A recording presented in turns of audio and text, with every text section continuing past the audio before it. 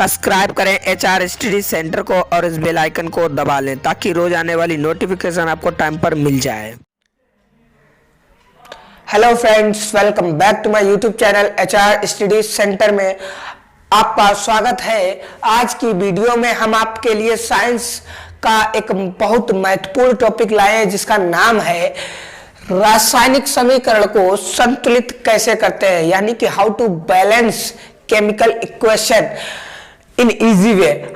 आज की वीडियो में हम आपको बताएंगे कि रासायनिक समीकरण को बहुत ही आसान तरीके से आप कैसे संतुलित कर सकते हैं। तो हमने क्लास 10th के लिए पिछली वीडियो में मैंने आपको बताया कि संतुलित मतलब जो रासायनिक समीकरण है उसे कैसे बनाया जाता है। फिर मैंने आपको बताया कि रासायनिक समीकरण को संतुलित, एक असंतुलित समीकरण कहते हैं और एक संतुलित, यानी कि रासायनिक समीकरण को दो भागों में बांटा गया जिसे एक असंतुलित समीकरण और एक संतुलित समीकरण कहते हैं। असंतुलित समीकरण को कंकाली समीकरण भी कहते थे, ये बात हमें पता है।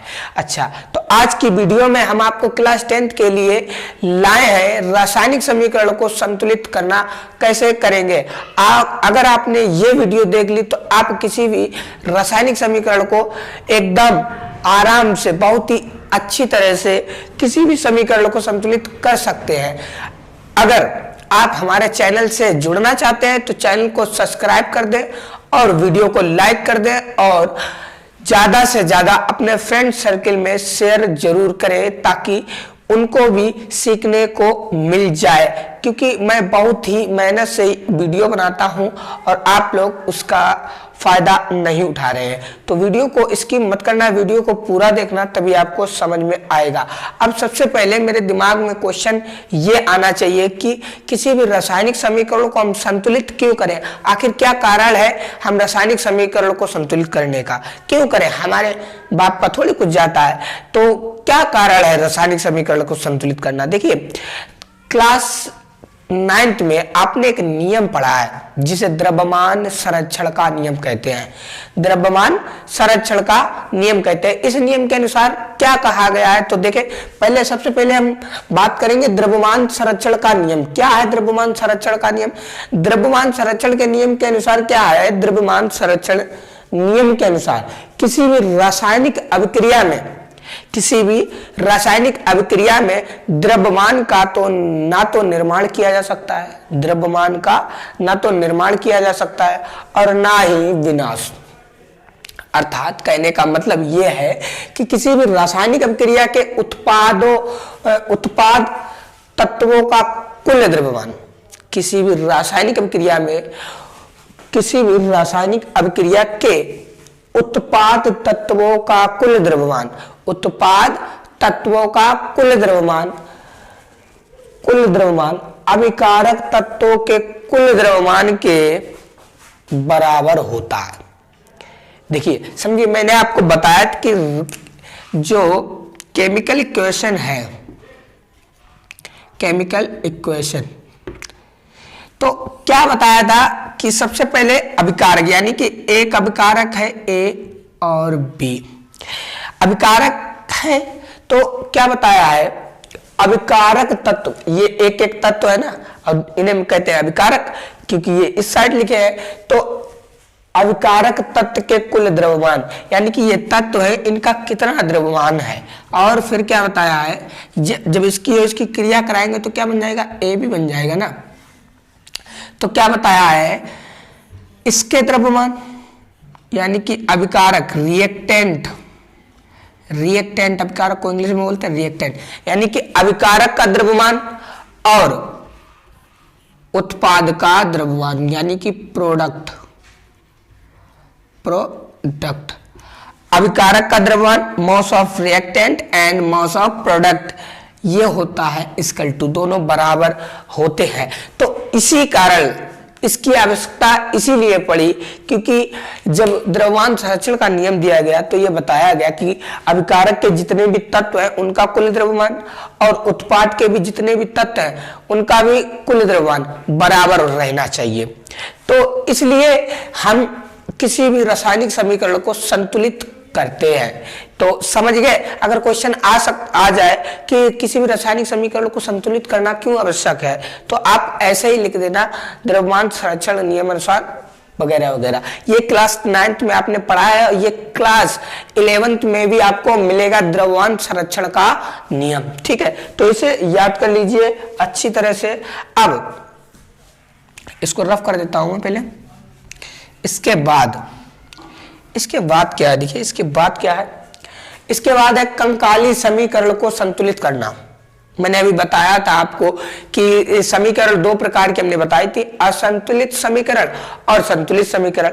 असंतुलित समीकरण वो समीकरण होती है जो जिसमें अभिकारक और उत्पाद के द्रव्यमान बराबर बराबर ना हो, ये बताई थी। और असंतुलित समीकरण को ही हमने नाम दिया कंकाली समीकरण।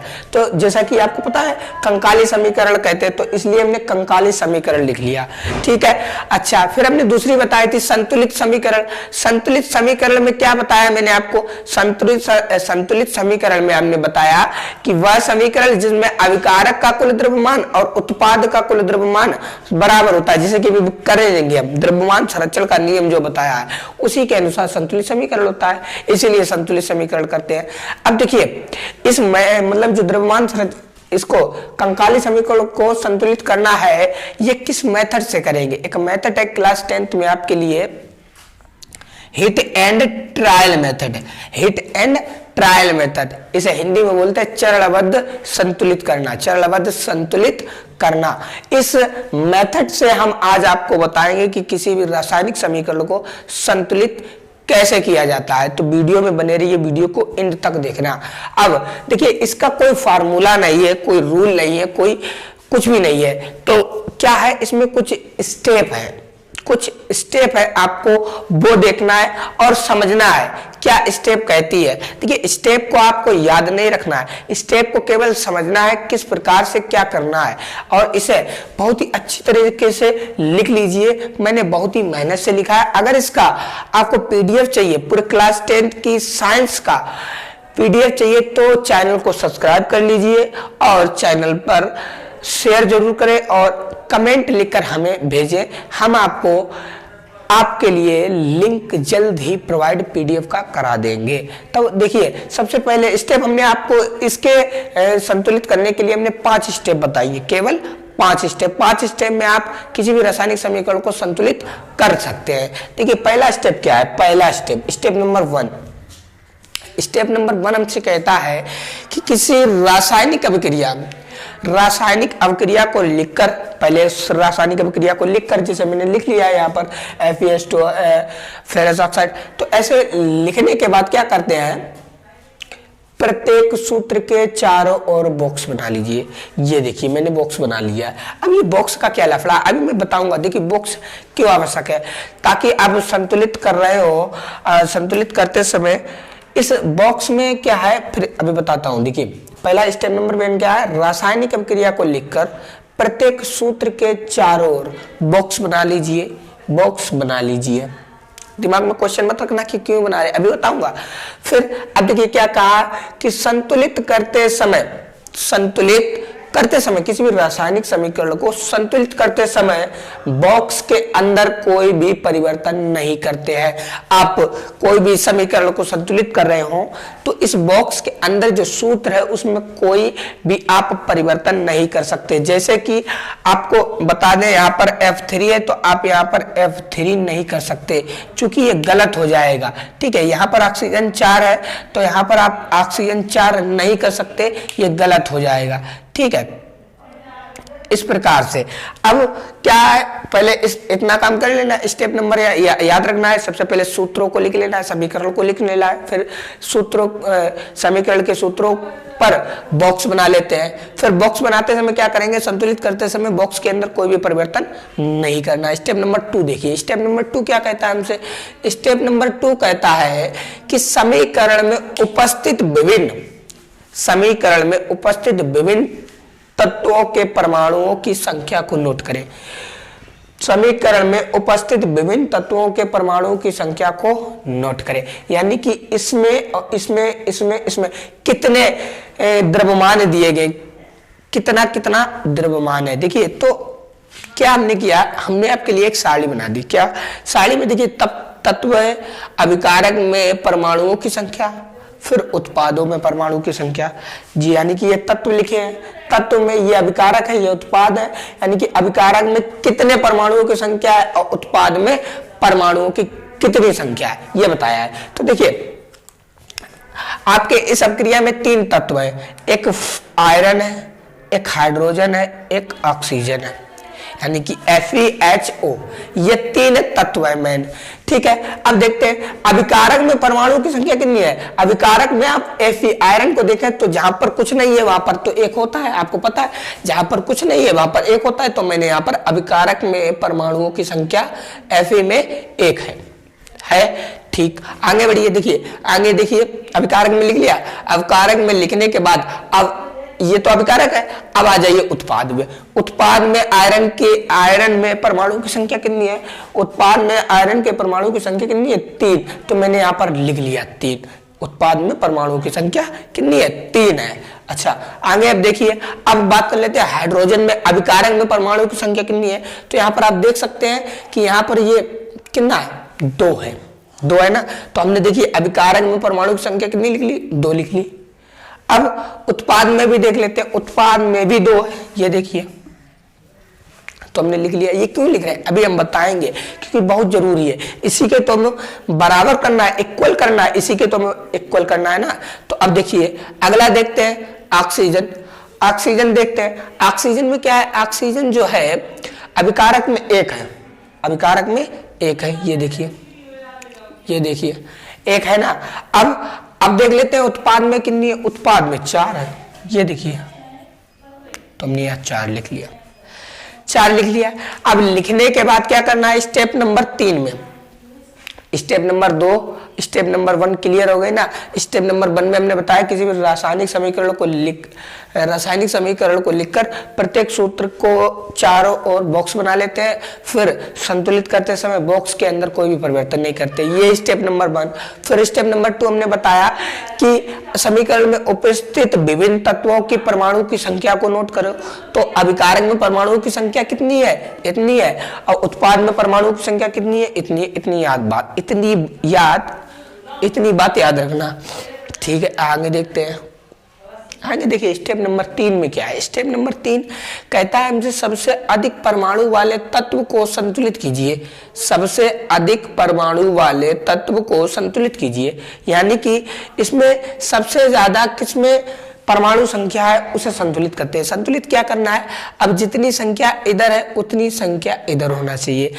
Fe अभिकारक में जितने हैं उतने उत्पाद में होना चाहिए, हाइड्रोजन जितने अभिकारक में है उतने उत्पाद में होना चाहिए, ऑक्सीजन जितने अभिकारक में है उतने उत्पाद में होना चाहिए, ये करनी है। ठीक है, तो अब देखते हैं, सबसे पहले देखते हैं कि इसमें से सबसे ज्यादा किसके पास परमाणु है। तो सबसे ज्यादा परमाणु किसके पास है, हाइड्रोजन के पास है। तो हाइड्रोजन के पास देखिए सबसे पहले ऑक्सीजन के पास है।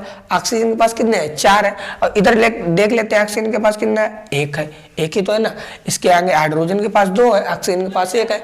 तो हम क्या करें कि ऑक्सीजन को भी 4 मिल जाए, ऑक्सीजन को भी 4 मिल जाए। तो हम क्या करेंगे हम सबसे देखिए, अब यहाँ पर हम 4 लिख देंगे। कितने लिख देते हैं, 4 लिख देते हैं। तो 4 लिखने के बाद क्या हुआ, 4 दूनी 8, ये ऑक्सीजन 4 हो गया, ऑक्सीजन 4 हो गया, ये भी 4, ये भी 4। तो हमने यही किया, सबसे अधिक परमाणु वाले तत्व को संतुलित करते हैं। तो हमने क्या किया, सबसे अधिक यही तो है, इसको संतुलित किया। तो हमने ऑक्सीजन 4 है, यहाँ पर ऑक्सीजन 4 कर लिया। इतनी बात क्लियर है। आगे बढ़ते हैं, स्टेप नंबर 4 देखिए। स्टेप नंबर 4 क्या है, सभी तत्वों को स्टेप नंबर 3 की तरह पूरे संतुलित कर दीजिए। अब देखिए यहाँ पर गलती है, ठीक है। अब यहाँ पर देखिए सभी तत्वों को परमाणुओं को स्टेप नंबर 3 की भांति संतुलित कीजिए। अब क्या करेंगे, ऐसे ही कर देना है। तो करना क्या है, देखिए सबसे पहले ऑक्सीजन 4 है, ऑक्सीजन 4 हो गई। अब जैसे ही हमने ऑक्सीजन पर 4 ऑक्सीजन को 4 परमाणु क्रमांक लिखा, संख्या लिखी, तो हाइड्रोजन ये है, ये डिस्टर्ब हो गया। ये डिस्टर्ब कैसे हो गया? यहाँ पर 2 है और 2 का 4 में मल्टीप्लाई होगा तो कितना हो जाएगा? 4 दूनी 8, 4 दूनी 8, और यहाँ पर कितने हैं? 2 ही है। यहाँ पर 8 हो जाएंगे, यहाँ पर 2 हो जाएंगे, तो किस्सा बिगड़ गई। तो यहाँ पर हम क्या करेंगे? यहाँ पर भी 4 लिख देंगे, यानी कि 4 दूनी 8 हो गया। अब देख लेते हैं, यहाँ पर देखिए Fe है, यहाँ पर कितने हैं? 3, और यहाँ पर भी 3 है। क्यों है? यहाँ पर देखिए, यहाँ पर देखिए Fe यहाँ पर 1 है, इधर समझिए, यहाँ पर Fe 1 है ना, और यहाँ पर Fe 3 है, तो Fe 1 है, यहाँ पर 3 है, तो हम क्या करें कि यहाँ भी Fe 3 हो जाएंगे, तो बॉक्स के बाहर हम 3 लिख देंगे। सिंपल है ना? हाँ ठीक। अब क्या करेंगे? Fe3 लिख दिया। अब उसके बाद क्या करना है? अब देखते हैं सभी संतुलित हो गए। यहाँ देखिए Fe3 है, यहाँ भी Fe3 है, ऑक्सीजन 4 है, ऑक्सीजन 4 है, हाइड्रोजन 4 दूनी 8 है, तो हाइड्रोजन 4 दूनी 8 है। इस प्रकार से संतुलित आप समीकरण को करेंगे। अभी मैं आपको प्रैक्टिस कराऊंगा तो आपको वेटर समझ में आ जाएगा, ठीक है। अब देखिए स्टेप नंबर 5, देखिए स्टेप नंबर 5 क्या कहता है? अभिकारक व उत्पादों की भौतिक अवस्था लिखना। अभिकारक को व उत्पादों की भौतिक अवस्था लिखना। ये हमने बताया था पिछली क्लास में कि अभिकारक और उत्पाद की भौतिक अवस्था क्या होती है। देखिए ठोस के लिए फिर भी समझ लीजिए, ठोस के लिए हम S लिखते हैं, द्रव के लिए L। ठोस के लिए S इसलिए लिखते हैं क्योंकि ठोस को इंग्लिश में सॉलिड बोलते हैं। फिर द्रव के लिए L लिखते हैं, क्यों लिखते हैं? द्रव को हम लिक्विड बोलते हैं, L। फिर गैस के लिए G लिखते हैं, G मतलब गैस। और जलीय विलयन को AQ से लिखते हैं, AQ का मतलब होता है एक्वा, एक्वा का मतलब जलीय विलयन, ठीक है। अब देखिए, अब ये देखिए आयरन है, ये आयरन आपको पता है, आयरन मतलब लोहा सॉलिड होता है, तो इसलिए हमने सॉलिड लिख दिया। ये ऑक्सीजन गैस है, ये हाइड्रोजन गैस है, आपको पता है, तो ये गैस है, ठीक है। अब ये फेरस ऑक्साइड बनता है, इसका चूर्ण बनता है, तो क्या हो जाएगा? ये भी सॉलिड है। फिर ये H2 हाइड्रोजन गैस है, आपको पता है। तो इस प्रकार से आप रासायनिक समीकरण को संतुलित कर सकते हैं। अब देखिए हम आपको दिखा दें, जैसे कि हमने लिया यहाँ पर H2 प्लस O2 की जब अभिक्रिया कराते हैं तो क्या बनता है? H2O। इस प्रकार से कुछ बनता है। अब यहाँ पर देखिए आप, क्या ये समीकरण संतुलित है? देखिए यहाँ पर हाइड्रोजन कितने हैं? यहाँ पे हाइड्रोजन 2 है, यहाँ पर हाइड्रोजन 2 है, ये तो क्लियर है। यहाँ पर हाइड्रोजन कितने हैं? 2, यहाँ पर 1 है। अब क्या करें कि यहाँ पर भी 2 हो जाए, तो इसके आगे हम 2 लिख देंगे ना। तो ऑक्सीजन कितने हो गए? 2 हो गए। अब ऑक्सीजन 2 तो हो गए, लेकिन हाइड्रोजन कंफ्यूज हो गया। हाइड्रोजन कितने हो गए? 2 दूनी 4 हो गए। यहाँ पर तो 2 ही है। अब हम क्या करें? यहाँ भी 4 चाहिए और यहाँ भी 4 होना चाहिए, तो क्या करना है हमें? यहाँ भी 2 लिख देते हैं। तो हाइड्रोजन 4, ऑक्सीजन 2, तो इस प्रकार से संतुलित कर सकते हैं। और देखिए, और देखते हैं, जैसे कि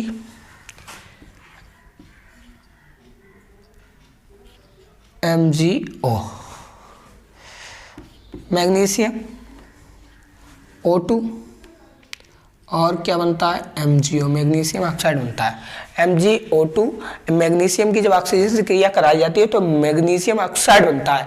अब क्या है? देखिए मैग्नीशियम 1 है, कोई दिक्कत नहीं। ऑक्सीजन कितना है? ऑक्सीजन 2 है और ऑक्सीजन 1 है। अब क्या करेंगे हम? यहाँ पर 2 हो जाए तो आपको पता है, यहाँ पर हम 2 आगे लगा देंगे तो ऑक्सीजन 2 हो जाएगा। अब जैसे हमने ऑक्सीजन के लिए 2 लगाया तो यहाँ पर मैग्नीशियम भी 2 हो गया, तो यहाँ पर तो 1 ही है। अब क्या करेंगे? अब हम करेंगे यहाँ पर भी 2 आगे लगा देंगे तो मैग्नीशियम भी 2 हो जाएगा। इस प्रकार से संतुलित होगा, ठीक है। तो इस प्रकार से आप जितना भी ज्यादा प्रैक्टिस करोगे उतना ही आपका नॉलेज इंक्रीज होगा और उतनी ही फास्ट आप किसी भी रासायनिक समीकरण को संतुलित कर सकते हो, ठीक है। अब हम बताएंगे आपको कि क्लास 10th में कैसे पूछता है कि रासायनिक समीकरण को संतुलित करना।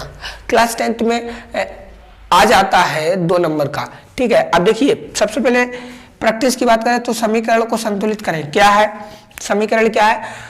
कुछ हिंदी में लिख के आएगी और सूत्रों में भी लिख के आ सकती है, ठीक है। हम हर प्रकार आपको बताएंगे। तो देखिए क्या है, पहली की बात कर लें। पहला दिया है हाइड्रोजन और क्लोरीन।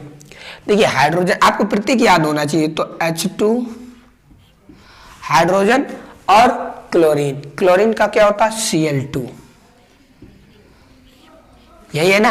हाइड्रोजन और क्लोरीन की जब अभिक्रिया कराई जाती है तो क्या बनता है, HCl बनता है, हाइड्रोजन क्लोराइड अम्ल, यानी कि हाइड्रोक्लोरिक अम्ल भी बोलते हैं इसे, हाइड्रोजन क्लोराइड। ठीक है, ये बनता है H2Cl2 से क्या बनता है, HCl बनता है। अब देखिए इसे संतुलित करते हैं। यहाँ पर हाइड्रोजन कितने हैं, यहाँ पर हाइड्रोजन 2 है, यहाँ पर कितने हैं, एक ही है। तो क्या करें, यहाँ पर हाइड्रोजन 2 हो जाए तो हम इसके आगे 2 लिख दें। हाइड्रोजन 2 हो गए, आगे बढ़िए। Cl2 कितने हैं, Cl2 2 है, तो देखें Cl2 2 है, यहाँ भी Cl2 2 है। तो ये समीकरण कैसी हो गई, संतुलित हो गई, संतुलित हो गई। ठीक है, तो बेरियम क्लोराइड और एल्यूमिनियम सल्फेट, बेरियम क्लोराइड और एल्यूमिनियम सल्फेट की जब अपक्रिया कराई जाती है तो बेरियम सल्फेट बनता है और एल्यूमिनियम क्लोराइड बनता है। तो करते हैं इसे संतुलित कैसे करते हैं, तो सबसे पहले क्या लिखते हैं, बेरियम क्लोराइड लिखते हैं। बेरियम क्लोराइड का सूत्र क्या होता है, BaCl2, BaCl2 धन लगा देते हैं। अब क्या है, एल्यूमिनियम सल्फेट, एल्यूमिनियम सल्फेट का होता है Al2SO4 का होल थ्राइज। इसे याद करने पड़ेंगे, आप याद कर ले, आप प्रैक्टिस करते रहोगे और आपको याद भी हो जाएंगे। ठीक है, तो बेरियम क्लोराइड और एल्यूमिनियम सल्फेट की किससे अभिक्रिया कराई जाती है, तो क्या बनता है, बेरियम सल्फेट बनता है, बेरियम सल्फेट यानी कि BaSO4, और क्या बनता है, एल्यूमिनियम क्लोराइड AlCl3। तो इसे आपको संतुलित करना है। तो संतुलित क्या करेंगे, सबसे पहले आपको क्या करना है, बड़े वाले को देख लेना है, Al2SO4 का होल थ्राइज, इसे देख लेना है। तो यहाँ पर देखिए सल्फेट कितना है, 3 है, यहाँ पर Al2 कितना है, 2 है। तो क्या करेंगे हम सल्फेट वाले में, देखिए यहाँ पर क्या करेंगे, हम यहाँ पर 3 अगर लिख दें तो सल्फेट 3 हो जाएगा, यहाँ भी 3 ही हो गए। ये पूरा है ना, ये इतने ये कितने हैं, 3 है ना, तो ये भी 3 ही हो जाएंगे। ये मैंने यहाँ पर 3 लिख दिया तो 3 हो जाएंगे। 3 होने के बाद अब यहाँ पर जैसे मैंने 3 लिखा तो यहाँ पर क्या हुआ कि ये बेरिलियम है, बेरियम, ये भी 3 हो गया, यहाँ पर तो एक ही है, तो इसे भी संतुलित करते हैं। यहाँ भी 3 भी लिख देते हैं, यहाँ भी बेरियम हो गया, यहाँ भी बेरियम हो गया, यहाँ पर सल्फेट हो गया, यहाँ पर सल्फेट हो गया। अब यहाँ पर हमने लिखा तो यहाँ Cl2 हो गया, यहाँ पर Cl2 है और 3 दूनी 6, तो यहाँ पर Cl 6 हो जाएंगे, तो यहाँ पर Cl 6 हो जाएंगे, यहाँ पर तो 3 ही है। अब क्या करेंगे, यहाँ पर 6 हो जाए, तो यहाँ पर ऐसे किस संख्या का गुणा करें, यहाँ पर 6 हो जाए, तो हम यहाँ पर 2 का गुणा कर देते हैं तो यहाँ पर 6 हो जाएगा। तो Cl 3 दूनी 6, जैसे ही मैंने 3 दूनी 6 लिखा तो यहाँ पर एल्यूमिनियम 2 हो गया, तो यहाँ पर भी एल्यूमिनियम 2 है। अब देख लेते, संतुलित कर लेते हैं, देख लेते हैं। देखिए बेरियम कितना है, 3 है, Cl 3 दूनी 6 है, बेरियम 3 है। अब देखिए Cl 6 3 दूनी 6, ठीक है, आगे बढ़ते हैं। फिर देखिए Al2 एल्यूमिनियम 2 है, एल्यूमिनियम 2 है, SO4 कितने, 3 है, तो SO4 भी 3 है। तो इस प्रकार से कुछ रासायनिक समीकरण आपको संतुलित करना होता है, क्लास 10th के पेपर में जरूर ये आता है। अब देख लेते हैं नेक्स्ट देख लेते हैं, नेक्स्ट क्या है,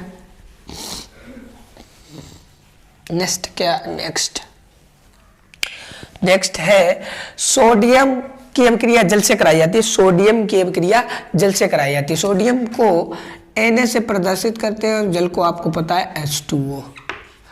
ठीक है, इसके अभिक्रिया कराने के बाद क्या निकलता है, सोडियम हाइड्रोक्साइड बनता है, सोडियम हाइड्रोक्साइड और H2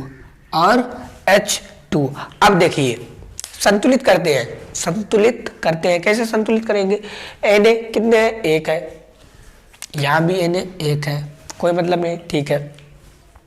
आगे बढ़ते हैं, हाइड्रोजन 2 है, यहाँ पर कितने, 1 और 2 3 हो गए, यहाँ पर 3 हाइड्रोजन हो गए। तो हम क्या करेंगे, हम यहाँ पर अगर 2 लिख दें तो यहाँ पर कितने हो जाएंगे, 2 दूनी 4 हो जाएंगे, यहाँ पर 3 है। अब फिर हम क्या कर सकते हैं, तो हम करेंगे यहाँ पर 2। अब देखिए यहाँ पर हमने 2 लिखा तो हाइड्रोजन कितने हो गए 2 और 2 दूनी 2 यहाँ पर हो गए, 2 यहाँ पर हो गए और 2 यहाँ पर हो गए, 4 हो गए। तो यहाँ पर 4 होने के बाद यहाँ भी हाइड्रोजन 4 हो गए। अब जैसे ही हमने यहाँ पर 2 लगाया तो सोडियम वो है 2 हो गया और ऑक्सीजन भी 2 हो गया। तो यहाँ तो ऑक्सीजन 2 है, यहाँ हाइड्रोजन 4 है, तो यहाँ ऑक्सीजन 2 है, यहाँ हाइड्रोजन 4 है। ठीक है, अब सोडियम का लफड़ा हो गया तो सोडियम क्या करेगा, सोडियम भी अपने आगे 2 लिख लेगा, ये भी 4 कर लेगा, वो सॉरी ये भी 2 कर लेगा, तो सोडियम 2 है। ठीक है, सोडियम 2 है। हाइड्रोजन कितने 2 दूनी 4 हो गए, यहाँ भी 2 दूनी 4 हो गए। ठीक, आगे देखते हैं ऑक्सीजन कितने, ऑक्सीजन 2 है, ऑक्सीजन भी 2 है। तो ये संतुलित हो गई। इस प्रकार से आप अपनी एनसीईआरटी जो नोट बुक है उसमें आप देखना बहुत सी समीकरण दी गई है, उसे आप संतुलित करें। जितना ज्यादा आप संतुलित करेंगे आपके लिए ही फायदे में है। ठीक है, अब आपको क्या करना है, आपको इसको लिख लेना है, पूरा सा इसका स्क्रीनशॉट ले लेना है, अच्छी तरह से आपको प्रिपरेशन करना है क्योंकि आपकी बोर्ड परीक्षा आने वाली है, आपकी सेंटर लिस्ट आ चुकी है। ठीक है, तो इस वीडियो में बस इतना ही, मिलते हैं किसी नेक्स्ट वीडियो के साथ। तब तक के लिए इस चैनल को शेयर जरूर कर देना और वीडियो को भी शेयर कर देना। अगर आप हमारे चैनल पर नए हैं तो चैनल को सब्सक्राइब जरूर कर लेना ताकि रोज आने वाले नोटिफिकेशन आपको टाइम पर मिल जाए। धन्यवाद।